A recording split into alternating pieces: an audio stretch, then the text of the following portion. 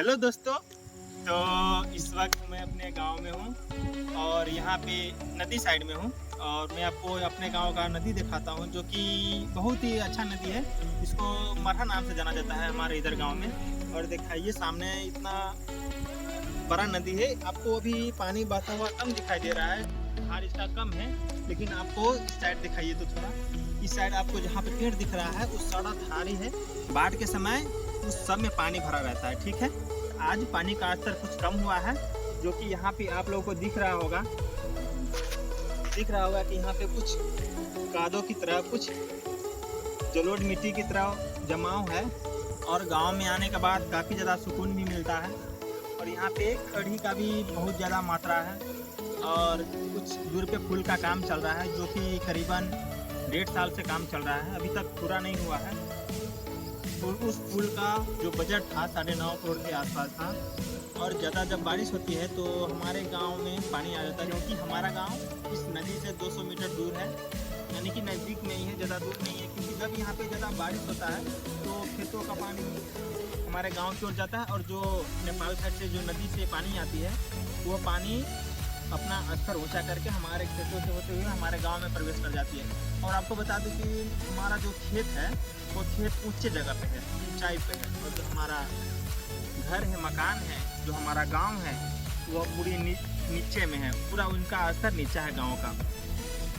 जो यहाँ पे नदी साइड में अगर पानी आ रहा है तो ज़मीन पे होते हुए हमारे गांव में जाएगा और यहाँ का पानी सूख जाएगा, लेकिन हमारे गांव में पानी रहेगा। मतलब एक व्यक्ति डूब सकता है उस पानी में, इतना पानी रहता है। और यहाँ पे आपको जितना जंगल दिख रहा है, ये जंगल एक भी नहीं रहेगा क्योंकि हमारे गांव में इसको घर साफ करने में उपयोग किया जाता है। कभी हरा है, इसको काट कर सुखाया जाएगा और इसको हम लोग झाड़ू कहते हैं अपने हिंदी भाषा में, और हम लोग इसको बहरनी कहते हैं। इसको बांधकर और बाहर आ जाता है तो उससे घर साफ होता है और उसको तांत्रिक क्रिया के रूप में भी लाया जाता है। और जब यहाँ पे बाढ़ आता है तो हमारे गांव के लोगों को एक गांव से दूसरे गांव में जाने के लिए, यानी कोई भी जरूरत का सामान हो उसको लाने के लिए बहुत मुसीबतों का सामना करना पड़ता है और व्यक्ति दूसरा जगह जा भी नहीं पाता क्योंकि यहाँ पे नदी घेरता है बाढ़ के समय और आगे जो है वहाँ पे रास्ता बना हुआ है। तो जहाँ पे सारा खेत है तो वहाँ पे पानी आ जाती है, तो जो रास्ता बना रहता है वो रास्ता भी तोड़ना पड़ता है। और रास्ता जब टूटता है तो व्यक्ति को जाना मजबूरी बन जाता है और व्यक्ति जा नहीं पाता है, और जाता भी हो तो पैदल जाता है। और जो बाढ़ का पानी रहता है उसमें बहुत प्रकार के, नाना प्रकार के कीड़े भी शामिल होते हैं, जो कि कभी सांप, कभी बिच्छू, कभी मेढक, अनेक प्रकार के कीड़े, जितने किस्म के आपने देखे नहीं होंगे उतने प्रकार के कीड़े आपको देखने को मिलेंगे इस बाढ़ के मौसम में। और सबसे बड़ी बात, जो छोटे छोटे ज़मीन पे तिनका होते हैं, वो तिनका जब दहा कर आते हैं बाढ़ के माध्यम से तो जमा होकर हमारे गांव के नज़दीक में जाते हैं और फसलों को नष्ट कर देते हैं और धानों को खेतों में लगाते हैं। तो उसके बाद जो धान जब बड़ा होता है, यानी हम लोग उसको कहते हैं धान से धान का बढ़ना, एक धान से 2 धान 3 धान इस प्रकार से होता है धान का पौधा।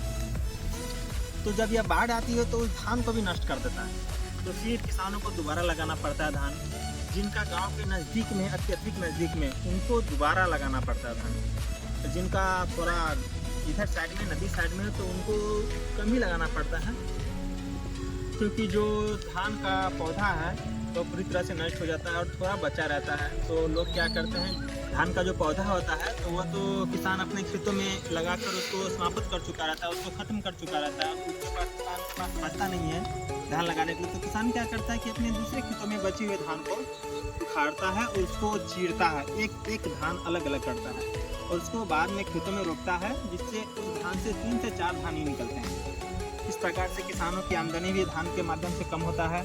और यहाँ पे हमारा बाढ़ क्षेत्र है, बाढ़ से पूरी तरह ग्रसित है।